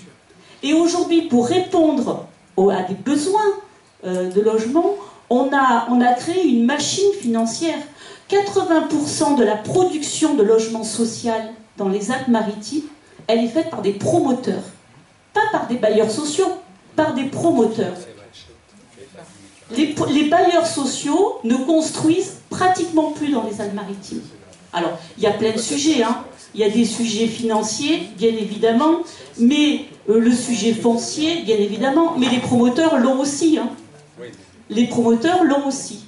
Et aujourd'hui, on continue à faire produire du logement par les promoteurs, on n'arrivera jamais au chiffre de la loi SRU, parce que chaque fois qu'on va faire du logement, il va falloir en faire un tiers. Donc à un moment donné, on va monter, je ne sais pas comment les communes vont rattraper leur retard si à un moment donné, on ne rentre pas dans du 100% logement social. Et ce qui est dramatique, et c'est là où je pense que l'État devrait, et les pouvoirs publics devraient aider, y compris les bailleurs et les communes, c'est que quand le 100% logement social, ce que tu disais, Yann, c'est que ce n'est pas que pour les plus démunis, c'est-à-dire que dans le logement social, on a ce qu'on appelle du PLAI, pour les plus défavorisés, on a du plus pour une tranche au-dessus, et on a du PLS. Et après, on va sur l'accession, bien évidemment. Tu as parlé du BRS, qui est un très bon produit, je pense, parce que l'avantage du BRS, c'est que c'est de l'accession, mais il reste à vie du logement social. Alors que les autres produits, on spécule dessus et le lendemain, ils viennent du libre. Le BRS, sa spécificité, c'est que c'est à vie, il est du logement social, même si les gens sont propriétaires à l'intérieur. Mais je reviens sur cette question de mixité sociale, finalement, de mixité de produits sociaux. Le PLS, il est très peu financé. Pas financé du tout, presque. Donc, du coup, personne n'en fait, ou très peu. Et en plus, dans les communes qui sont carencées, on demande, on dit, on ne fait plus de PLS, on fait que du PLAI. Donc, ce qui veut dire qu'à un moment donné, on ramène le logement social uniquement on loge les plus pauvres. Donc il y a vraiment un problème là-dedans, et comment dans cette mécanique-là on change vraiment les choses. Moi c'est la question que je voulais poser, comment à un moment donné on sort de cette logique financière du logement, et comment à un moment on arrête aussi de donner la main à ces promoteurs pour continuer dans cette logique-là. Comment on sort de ce produit financier du logement social. Et sur une autre question par rapport à ce que disait Émile sur la vacance, on a parlé de la vacance fonctionnelle, c'est-à-dire les résidences secondaires, les logements qui étaient vides. Moi, je voudrais parler d'une vacance structurelle. Alors bien évidemment, on rentre dans d'autres choses, c'est-à-dire qu'on touche à la propriété et à ce qu'est la propriété. Mais sur Nice, il y a 4000 logements structurels, c'est-à-dire des immeubles entiers qui sont à l'abandon depuis des années, des appartements qui ne sont pas utilisés, qui ne sont pas occupés. Alors pour plein de raisons, c'est des raisons juridiques, c'est des raisons d'indivision, mais ça c'est dans la France entière, nous on en a 4000. Mais comment on fait de ce produit-là un vrai produit pour refaire du logement? Parce que si à un moment donné, avec les problèmes que l'on a de foncier, de ZAN, parce que le ZAN va obliger aussi les communes à moins construire, à construire la ville sur la ville automatiquement, comment on répond à cette question-là? Et est-ce qu'à un moment donné, il y a une loi ou quelque chose qui va, ou quelqu'un qui va travailler sur cette question-là? Voilà. Je voulais bien répondre tout de suite, et puis laisser mes camarades répondre aussi. D'abord, en fait, tu as employé le mot autour duquel on tournait beaucoup depuis tout à l'heure, qui est la question de la propriété, et du droit de propriété. Parce qu'on vit dans un pays qui est très attaché au droit de propriété. Le droit de propriété est un droit constitutionnel. Il est même dans la Déclaration des droits de l'homme. Et en même temps, quand on est confronté à des bâtiments vides et à des gens qui à côté dorment dehors, on se dit que la question de la hiérarchie entre le droit de propriété et le droit au logement est quand même une question qui mérite d'être posée. Parce qu'aujourd'hui, enfin aujourd'hui ça fait longtemps, mais le choix qui a été fait en France, c'est de donner plus de place au droit de propriété qu'au droit au logement. Le droit de propriété est un droit constitutionnel, le droit au logement est un objectif constitutionnel. Ce n'est pas exactement la même chose en termes de hiérarchie. Je ne suis pas un grand juriste, mais enfin, ce n'est pas exactement la même chose. Et en réalité, le droit au logement passe systématiquement en dessous. Il y a quand même quelques entailles à ça, et heureusement. Notamment le droit de réquisition. En principe, le préfet a la possibilité de réquisitionner des bâtiments vides pour loger des gens qui n'ont pas moyen de se loger. Il ne le fait jamais. Aucun préfet, à ma connaissance, ne le fait. Chez moi, quand je demande au préfet de réquisitionner des bâtiments vides parce que je sais qu'ils le sont et qu'il y a des besoins, il me répond « Je ne procède à la réquisition que si le propriétaire est d'accord. » Donc les seuls bâtiments qu'il réquisitionne, c'est ceux que la ville de Paris lui propose. Ce qui limite quand même considérablement le champ des bâtiments réquisitionnables. C'est un vrai sujet. Moi, je suis favorable. Alors, chez vous, j'allais dire chez vous, ça ne changera pas grand-chose. Mais moi, je serais favorable à ce que le droit de réquisition soit confié aux communes. Enfin, en tout cas, soit en plus confié aux communes. Ce qui ferait qu'au moins, ceux qui souhaitent réquisitionner aient la possibilité de le faire. Dans mon arrondissement à Paris, vous avez 60 mômes qui vont tous les jours à l'école en ayant passé la nuit dehors. Je sais qu'il y a des bâtiments vides, j'aimerais au moins pouvoir les réquisitionner pour les mettre dedans, avec leur famille. Donc ça, déjà, ce serait une proposition. De la même manière, sur l'articulation entre le droit de propriété et le droit au logement, la fiscalité, dans un certain nombre de domaines, on parlait des résidences secondaires, n'est pas la même selon l'usage que vous faites de votre logement. Donc le législateur reconnaît quand même qu'on ne fait pas totalement ce qu'on veut de son logement. En tout cas, si on veut en faire un usage qui est moins social, on paye plus cher. Même s'il reste des aberrations, je le redis, notamment sur la fiscalité des locations touristiques. Mais à un moment donné, c'est un sujet... enfin, comment dire, je propose l'idée, mais c'est pas totalement bordé. Mais est-ce qu'il est légitime qu'une personne possède 15, 20, 30 logements? Qu'on ait son logement, sa résidence principale, d'accord. Qu'on ait sa résidence secondaire, d'accord. Il faut payer quand même un peu plus cher en taxes. Mais qu'on en ait 15, 20, la question pourrait se poser. D'autant qu'on vit dans un pays où il y a une concentration très forte de la propriété. Et donc on pourrait imaginer de limiter la propriété à un certain nombre de logements. On pourrait imaginer qu'on n'ait pas le droit de posséder plus de 5 ou 10 logements, j'en sais rien. Mais en tout cas, je pense que cette question mériterait d'être posée. Elle est totalement contradictoire avec la sacralisation du droit de propriété. Donc ça supposerait de revoir la hiérarchie des deux. Mais je trouve que la question doit être posée. Et pour finir, pour revenir sur des choses moins radicales,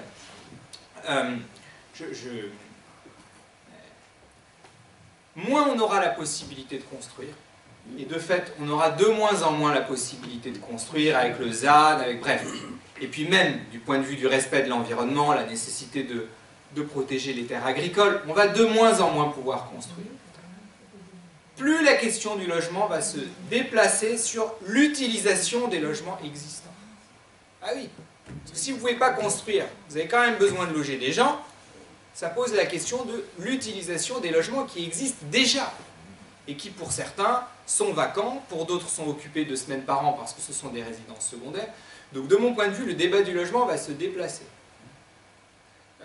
Et donc ça pose la question redoutable du droit à la propriété, et en tout cas de notre capacité à mobiliser ces logements qui existent, mais qui n'ont pas ne remplissent pas de fonction sociale, disons. Laisser un bâtiment vide, un logement vide, c'est de fait ne pas lui permettre d'avoir une utilité sociale.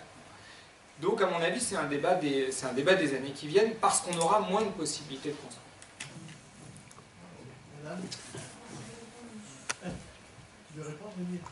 Non, non, j'aime bien, c'est mieux. Oui, bonjour. En fait, moi j'ai pas mal de choses à dire. Et en tant que témoin, je ne fais pas partie ni d'association ni rien. J'ai une problématique, on va dire, j'ai eu un miracle qui m'a permis de ne pas être à la rue. J'ai habité un logement au port, 17 mètres carrés pendant 29 ans, pièce à vivre, 14 mètres carrés, d'accord? Ce qui m'a sauvé, c'est la vue et que j'étais totalement libre, puisque je montais aussi sur le toit.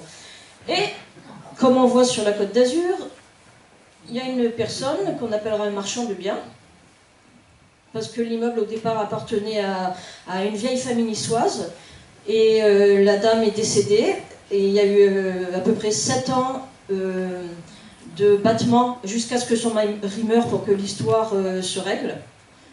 Et on a été, moi je me suis informée avant, à savoir à quelle sauce on allait être mangé. On a dit, oh non, non, votre immeuble, il y a plein d'associations à qui elle a fait cadeau.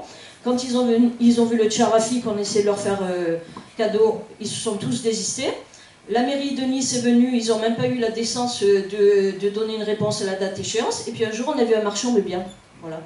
Un soir, je suis rentrée chez moi, où j'ai trouvé un message sur le répondeur qui me disait « Bonjour, je descends vous voir, je suis la personne qui a acheté l'immeuble, on va discuter parce que vous quitterez les lieux. » Moi, j'étais au RSA, dans une grosse merde depuis des années, avec des petits boulots et compagnie. Donc c'est toutes les angoisses qui remontent, et puis surtout dans le lieu que vous aimez, au port. On n'a qu'à voir maintenant tout ce qui se passe au niveau du port. Il n'y a plus personne de Nice qui y habite, hein. C'est un enfer, et c'est que de la spéculation. Donc ce monsieur, il est descendu, et il y a quelque chose à l'intérieur de moi qui m'a dit « Méfie-toi de lui, c'est une langue de serpent ». J'ai été la seule de mon immeuble à me battre. J'ai réussi à découvrir, parce que les deux notaires ont pris fait et cause pour moi, c'est-à-dire le notaire qui avait vendu l'immeuble et son propre notaire à lui, parce que, excusez-moi le terme, c'était un gros salopard. Il en est à sa 4e société de marchand de biens depuis que j'ai quitté l'appartement l'année dernière, et grâce à Dieu, c'est grâce au père d'un copain que j'ai trouvé un appartement, sinon j'avais carrément pas baissé les bras, mais dit, ok, je loue un garage et je vais dormir dedans, j'en ai rien à foutre. Donc ce cher monsieur a acheté l'immeuble entier. Il a arnaqué tout le monde parce que quand les propriétaires, les nouveaux propriétaires ont vu tous les défauts, ça a été une lutte totale, donc moi j'ai bien rigolé. Il m'a tabassé, il a réussi à faire classer ma plainte pour coups et blessures. J'ai pas eu les sous d'aller à Aix-en-Provence parce que je voulais me porter partie civile. Il a fait marcher des gros bras qu'il connaît ici et dans sa région, là-bas à Villeurbanne et à Lyon. Bon, il a un os et qu'il est tombé sur moi. D'accord ? Moi j'ai les coronesses là où il faut. Donc moi je voulais signaler qu'on parle très peu du port de Nice, hein, on fait beaucoup de Check Lele, I Love Nice et compagnie. C'est en train de devenir un piège à bobo. La problématique c'est lié pour moi à la corruption, à l'attraction de la région, à la spéculation. Et je suis d'accord avec vous, puisque ça faisait partie de mon petit papier, c'est de dire que le droit de la propriété devrait disparaître, c'est-à-dire même pas 5 logements ou 10 logements, c'est un logement. Basta. Et parce que j'ai noté plein de choses, moi je parle beaucoup, je suis quelqu'un d'assez sociable, donc de temps en temps je vais faire des courses en Italie. Oui, 2 secondes, parce que les informations que j'ai à donner, peut-être ce monsieur il les connaît pas. Et moi je fais partie du peuple, donc le peuple il a le droit de parler. Voilà. Et comme je réponds monsieur pour l'amende là, de la ville de Nice qui se l'est fait sauter par le préfet, de toute façon monsieur n'ayez crainte, l'amende c'est nous tous qui la payons. Donc il faut être lucide et clair. Hein. Ça sort de votre poche comme de la mienne. Donc, moi je donne 2 exemples. En Italie, à l'heure actuelle, c'est tous les Hollandais qui rachètent les villages. D'accord ? Plus personne ne peut se loger. Les Italiens, il faut savoir qu'ils perdent leur boulot, ils n'ont droit qu'à 6 mois de chômage. C'est-à-dire après, c'est une main devant, une main derrière. Et en Italie, je ne sais pas si vous avez... pas en Italie, en Espagne, il y a un village qui est connu depuis très très longtemps qui s'appelle le village de l'Utopie, qui était géré par un aristocrate, qui était une pourriture finie, qui a fait un chantage aux villageois. Ils se sont battus 10 ans, manifestés devant son château, parce qu'ils ne voulaient pas leur donner des terres, et les gens ils commençaient à devenir exsangues. Ils ont gagné la bataille, et tout le monde a le même salaire, le maire, la femme de ménage, n'importe qui. Ils construisent les maisons en commun, avec des loyers abordables, c'est-à-dire que pour moi la solution ben, c'est que le peuple se réveille, qu'il arrête de se laisser faire, et qu'à ce moment-là, ben, ça reviendra dans un état d'esprit de compassion, de solidarité. Moi, j'en ai ras-le-bol d'entendre qu'un politique il va décider à ma place, que quand je suis pas contente sur quelque chose, mon opinion, on s'en bat la cacahuète, que quand je vois tout... Moi, je suis née ici, hein, j'ai 60 balais, j'ai vu la destruction de ma région. D'accord ?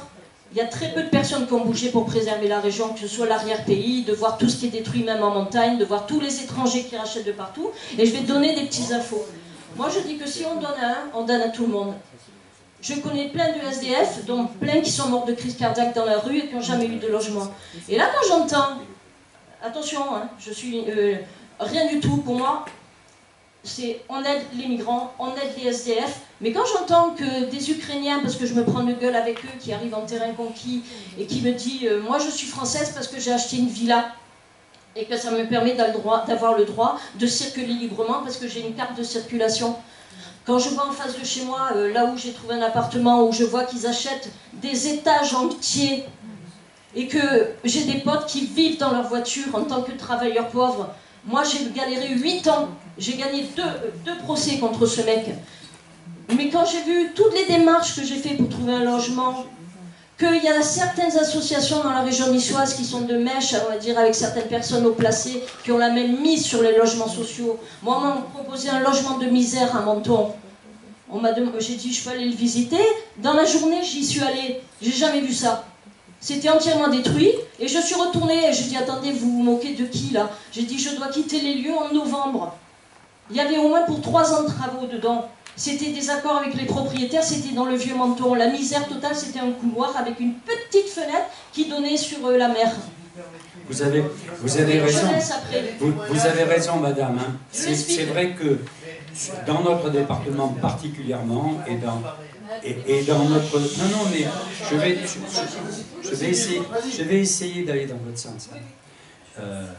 Vous avez raison parce que, vous savez, il y a une loi qui s'appelle la loi Dallot, hein, droit au logement opposable. Oui, vous avez raison de faire ce signe d'ailleurs, parce que sur le département des Alpes-Maritimes, il y a 3000 personnes, droit au logement opposable, ça veut dire vous avez été expulsé de votre logement. Comme vous avez sans doute été dans cette situation, ou parce que vous n'avez plus l'argent pour payer le loyer et on vous expulse. 3000 personnes, c'est pour vous donner, je voulais répondre à Chantal après là-dessus, c'est que dans notre département, il y a un seuil de pauvreté qui est très très très important. Hein, et donc, effectivement, il faut faire du PLA, après je t'en parlerai. Donc 3000 personnes qui ont déposé auprès du tribunal, je suis expulsé, je vais être relogé. Combien de réponses? 700. C'est-à-dire qu'il reste 2300 personnes qui, sans doute, comme vous, malheureusement, se logent dans des situations les plus précaires possibles. Et quand bien même, quand ils ont eu droit à un logement, souvent c'était un logement insalubre en plus. Donc, on est dans une situation de grande tension, et vous avez raison de dire tout ce que vous avez dit sur le département des Alpes-Maritimes. Je vais répondre ensuite au monsieur qui nous a dit il y a un ministre du logement qui est maire. Donc, on se dit, s'il est maire, il va faire un peu dans le sens des maires. Il propose un contrat territorial. Ce contrat territorial, qu'est-ce qu'il exclut? Les maires. Et l'association des maires de France monte au créneau et dit, mais qu'est-ce que c'est ce scandale? Ceux qui ont des choses à dire au niveau du logement, c'est ceux que je le disais tout à l'heure dans mon propos, c'est ceux qui sont dans la proximité des problèmes, et donc ça devrait être les maires qui devraient être directement implantés. Pas du tout. Ce qu'on va mettre là, c'est l'État, les intercommunalités et les bailleurs sociaux, et pas les maires. Donc, pour répondre à la question, je ne sais pas si c'est une réponse qui vous satisfait. Deuxième question que vous avez posée, c'est qu'est-ce qu'on fait sur la métropole niçoise? Alors, on a parlé de beaucoup de problèmes sur le logement social. Il y en a un dont on n'a pas parlé. C'est que, souvent, les maires qui ne sont pas pour le logement social, c'est parce qu'ils ont un peu la pression de leurs administrés aussi. Il ne faut pas se cacher ça. Il y a cette réalité. Et donc moi, je répondrai à votre question, qu'est-ce qu'on fait sur Métropole Nice-Côte d'Azur? Ce qu'a proposé tout à l'heure Yann Brossard. On essaye de débattre. Parce que la question du logement, qu'elle soit sociale ou pas, que ce soit du logement social ou pas, c'est dans les quartiers qu'il faut les poser. C'est dans le quartier que se pose la question du logement social. Du logement en général d'ailleurs. Parce que nous, on a un vieillissement important de population et il y a un très faible turnover. Ça veut dire que les gens qui sont en logement social, même s'ils ont perdu d'enfants, enfin pas perdu définitivement, mais les enfants sont partis, ils restent dans des logements qu'ils ne devraient plus trop occuper, hein, parce qu'on a beaucoup de personnes âgées. Mais il faut discuter avec ces gens, il faut discuter dans les quartiers pour dire on a besoin de logements, parce que demain, si ce n'est pas toi qui en as besoin aujourd'hui, ce sera peut-être ton fils ou ta fille, ou sans doute le logement. On ne peut pas imaginer une vie sans logement. Moi, quand j'ai été élu, encore un peu, on a acheté un bâtiment pour dire on va loger des sans domicile fixe. Parce que si on veut reconstruire une vie, il faut avoir un toit. C'est capital. Et je crois que c'est de ça qu'on peut débattre dans notre métropole Nice-Côte d'Azur. Et c'est à travers ces questions qui traversent les quartiers, qui traversent même nos villages, je crois que c'est une question très importante parce que non seulement elle répond à un besoin social, mais elle répond à une question fondamentale, c'est la démocratie. On doit débattre de toutes les questions, mais particulièrement de celle-là. Moi, c'est comme ça que je répondrai à votre question sur Métropole Nice-Côte d'Azur. Évidemment, si on pouvait faire plus que ça, c'est-à-dire que le débat il nous permette d'aboutir à des résultats qui soient politiquement intéressants, ce serait bien aussi. Je ne sais pas si j'ai répondu aux questions. Ah si, par rapport à ce que tu as dit tout à l'heure, Chantal, moi je ne suis pas tout à fait d'accord avec toi qu'il faille pousser sur le PLS dans notre département. Parce que le seuil de pauvreté, il est tellement bas. Oui, ça veut dire prêt locatif social. C'est-à-dire c'est la catégorie sociale la plus aisée, entre guillemets. C'est ça. C'est ceux qui ne peuvent pas espérer entrer dans un logement social, mais qui ont besoin d'argent pour pouvoir obtenir un logement. Moi, je pense que avec le niveau de pauvreté qu'il y a dans ce département, c'est le PLS, c'est pas le plus important, mais je pense qu'il faut qu'on fasse des efforts plutôt sur le plan social à usage social, le plan local, prêt social à usage local, PLUS. Je veux donner une précision aussi. Merci Jean-Pierre. Parce que là où il est prévu des logements sociaux, par exemple Cannes-sur-Mer, Villers-Loubet, etc., comme par hasard, il y a une protestation des voisins en disant on ne va pas se retrouver comme à l'Ariane, comme au Moulin, etc. Et je crois qu'il faut bien s'expliquer sur ces logements publics, que tu disais Yann, parce que ces maires se sentent obligés, je parle surtout du maire de Cannes-sur-Mer, de créer des logements sociaux, mais en même temps créer des conditions avec ses amis pour une grande protestation pour ne pas construire des logements sociaux. Ça, c'est une réalité. Une deuxième réalité, alors là, c'est surprenant, le patron des hôteliers et des restaurateurs de Nice proteste depuis plusieurs fois, il y a eu des articles dans Nice Matin, contre Airbnb, parce que du coup, il dit « je ne peux pas avoir d'employés dans la restauration et dans l'hôtellerie parce qu'ils ne peuvent pas se loger. » Et donc, je veux dire, c'est assez intéressant de voir que même qui ne sont pas proches de nous, pas du tout, mais qui se retrouvent confrontés à une réalité sociale. D'autres personnes? Nicole aussi. Alors, moi je voulais poser... Julien, alors donc, je me suis emparé du micro parce que sinon personne ne le donnait. Alors, je voulais poser une question, notamment concernant une chose qui est très populaire, c'est le livret A, anciennement de la Caisse d'épargne, maintenant dans toutes les banques, le livret A, l'épargne populaire. Donc, Maintenant, j'ai appris récemment que les mesures du gouvernement prévoient de puiser dans ces... Il était destiné, depuis de tout temps, à participer aux constructions de logements sociaux. Et il le faisait dans une certaine mesure. Mais là, sans consulter les sociétaires, parce que normalement, ce sont le crédit agricole. Et on veut prendre de l'argent sur ces plans d'épargne populaire, livret A ou équivalent, dans d'autres banques, pour fabriquer de l'armement. Alors, passer du logement à l'armement, ça me fait un peu un choc, moi. Et puis, je voulais dire quelque chose aussi, ce qui me paraît grave dans le cas que tu as soulevé tout à l'heure, de familles qui sont expulsées parce qu'elles comportent un délinquant dans leur rang, que c'est quand même une grande atteinte à la liberté individuelle.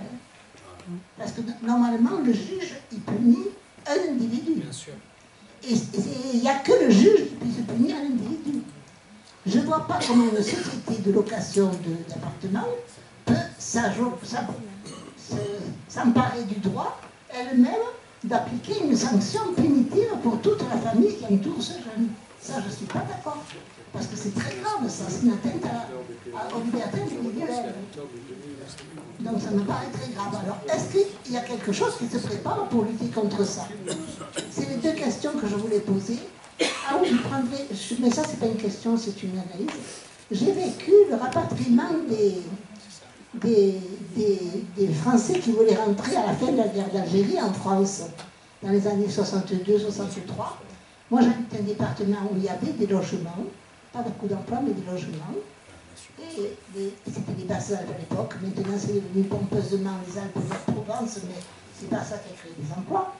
Et donc, mes parents, à l'époque, disposaient d'un appartement flambant neuf au rez-de-chaussée de notre villa, qui comptait louer à sa retraite, mon père. Et bien, le maire est venu le voir, il a dit, tu sais, je prends ton appartement pour loger une famille de rapatriés parce qu'il faut les mettre quelque part. À Manosque, pour des logements sociaux, il y avait des batailles de rue avec des armes de poing, des revolvers, des fusils de chasse et des couteaux. Parce que la mairie venait de construire des logements pour des gens qui habitaient dans des cités temporaires faits de murs en plus ou moins contreplaqués. Et quand les logements étaient prêts, les rapatriés avaient une rentrée et on leur a attribué parce que c'est le gouvernement qui l'avait décidé comme ça. Donc ça, c'est une œuvre. Donc je dis quand même que dans certaines situations, les maires ils ont la possibilité de préempter des logements pour loger une grande famille.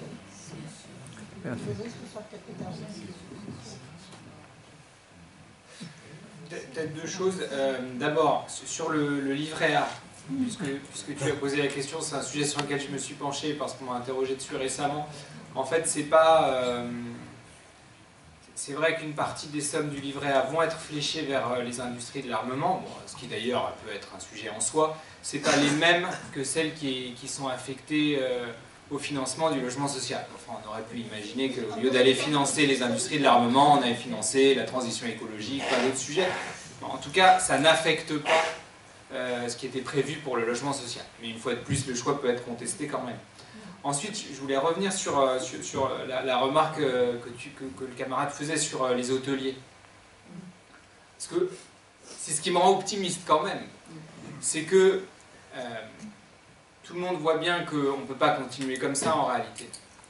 Et on a de plus en plus d'études, Le Monde en a fait état récemment, les Échos aussi, qui montrent les difficultés de recrutement pour les entreprises du fait des difficultés à loger les salariés. Et c'est ce qui fait, moi je l'ai vraiment vécu très nettement dans le combat qu'on a mené sur Airbnb. Il y a encore 10 ans, beaucoup de gens disaient « Pourquoi est-ce que vous nous embêtez avec ça? Il faut laisser le phénomène se développer, c'est moderne, etc. » Et la ville de Paris était quand même un peu toute seule à se battre sur le sujet, c'est-à-dire qu'on était les premiers à être impactés.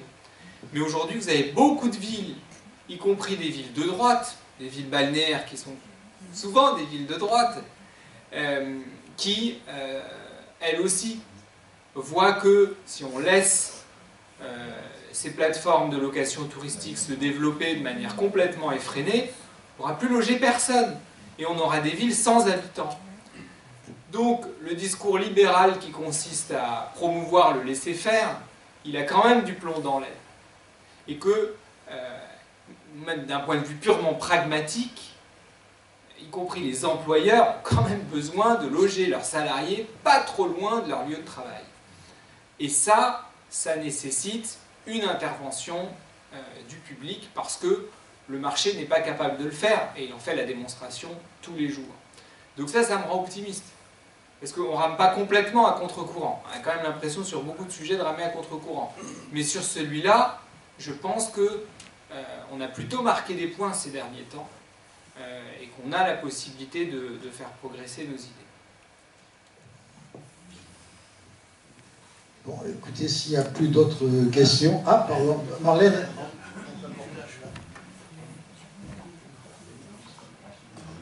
Oui, moi je me souviens d'un temps, bon ça fait peut-être longtemps, mais la population bougeait un peu plus. Hein. Moi j'ai eu l'occasion de me battre, de me mettre devant des portes de personnes expulsées. Hein. Bon, c'était pas par rapport à la délinquance, mais c'était par rapport au manque de paiement, notamment des femmes seules et tout, dans le quartier. C'est un peu ce qui se faisait. Je sais qu'à la Trinité, sur la Plana, il y avait un projet de construction qui était complètement fou, au-dessus d'une école, sans route correcte, sans classe supplémentaire, etc., etc. La population s'en est mêlée, hein, même le maire a été changé entre-temps, il était partie prenante de ces batailles qu'on a menées, et ça a été gagné. Le maire a été élu, bon, ils ont racheté des terrains, les immeubles ne se sont pas faits. Donc je pense qu'aujourd'hui, si on pouvait créer ce phénomène citoyen de pouvoir bouger un petit peu quand on sait qu'il y a une famille qui va être expulsée et que ça va être dramatique pour toute la famille. Donc je pense que c'est un petit peu ça, peut-être qu'il faudrait remettre en place et essayer de faire, parce que je crois que c'est ça aussi la solution, à mon avis.